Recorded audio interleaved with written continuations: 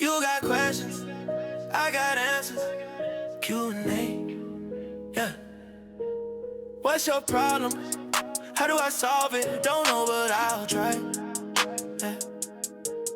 Are you ready? How long you been here, baby? All night. Do you believe? Today I'm here with my father-in-law, Ed Kurtz. I'm just gonna start off by asking you, like, where are you from and what do you do? Well, a long time ago, I was from Iowa, and I was raised on a farm. We were very poor. We had no food that we bought from town. We mostly raised all of our vegetables and butchered our pigs and cows and raised everything by yourself.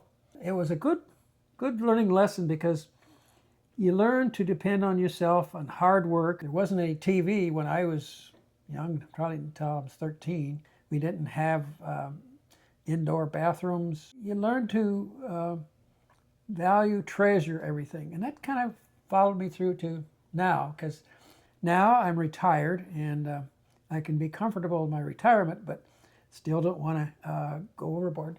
What about family? How many siblings do you have? Six including Six me. including you? Okay. A younger So you brother is 7, and I mean he's 7 years younger than me. Okay. So you have a total of 5 siblings. Yes. Okay. Yes. How many brothers, how many sisters? There were 2 brothers, 2 sisters. Actually, 3 brothers. Yeah, 3 brothers. One's still alive, and 3 brothers, 2 yeah, sisters. Yeah. Okay.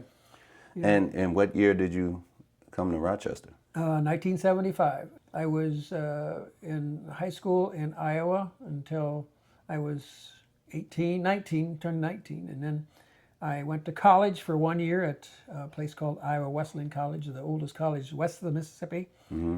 And I had scholarship for football and wrestling, and the coaches from my high school started a new college here in Minnesota, and they contacted me, wanted me to come up here, so I came up here, and that's where I graduated from.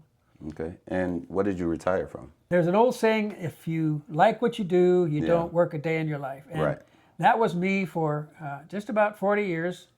And I stayed with it for 45 years. But there were circumstances earlier on that weren't so pleasant. But the longer you work at it, the harder you work at it, then the more experience you get. And you learn to overcome a lot of that stuff. And I did that and had a lot of fun just working with people, just the social part of it. How long you been retired now? 4 months. 4 months? Okay. So pretty fresh. You're very fresh. Yeah. So you haven't went crazy yet, like what, you know? 'Cause No, but it's getting close, I tell you. No, it's just a matter of, realigning your expectations and your values, and keep looking. You always want to be positive. That's kind of basically been me ever since day one. Because you're down in the dumps sometimes, and you just count your blessings, and the more blessings you count, then the more blessings that you actually receive. I mean, you kind of touched on like what they have to look forward to. You're only 4 months into it, but what do you have to say to the people that's getting close to that retirement time in their life, and what to look forward to? Yeah, well, just make sure you've got enough resources when you retire. I mean, I imagine most people are doing that, you have enough resources to carry you through for whatever length of time you think you're going to make it, but you never know. So. And when you say resources, you mean like just like your finances in order, your housing, and finances, things like that. Your life, your life desires what you want to do. I mean, I never got to do too much charity work before I retired, but now I have the chance to do more of that, and that's kind of you got to look forward to say what's going to make me happy. What am I going to be happiest doing? And that's basically what I'm trying to get to right now. Well, you definitely do a lot of charity work around Jenny and I. Oh.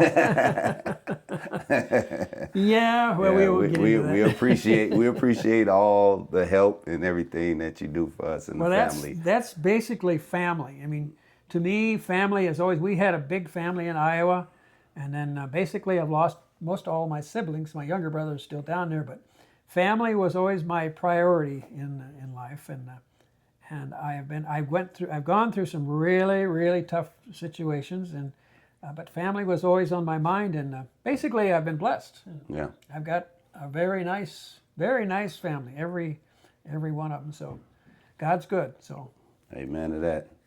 Amen to that. Okay, so we're going to wrap this up, but is there anything you want to tell the world, like if it's anything like something you live by, something that, you might want your future grandkids, anyone, something that you want them to know about you that they might not know right now?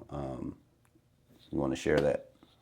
Well, I think one of the things that I see nowadays, there's so much division with people. I mean, not the same political parties and all that, and there's so much split, and families even can split. But if you just listen to other people, I've got a real good friend that's totally different philosophy than me, but he and I are good friends because we like some of the things that we both help the poor and looking out for them, and we're very good friends. But he's in a very different place than I am politically, but we still talk and we laugh and we understand each other. And I think that's one of the most important things. You've got to listen to other people, and then not try to be the most important part of a conversation, but listen. And then I always thought that if you listen 90% of the time, and then the other 10% you put your input in, that you'll make a lot of friends that way. Nice. That's a great message, man. And with that being said, this is another episode of the SmooveTogetha podcast. Thank you, Mr. Ed Kurtz, for coming through, and we'll see y'all next time. Thank you. You got questions, I got answers. Q&A, yeah. What's your problem? How do I solve it? Don't know, but I'll try. Yeah. Are you ready?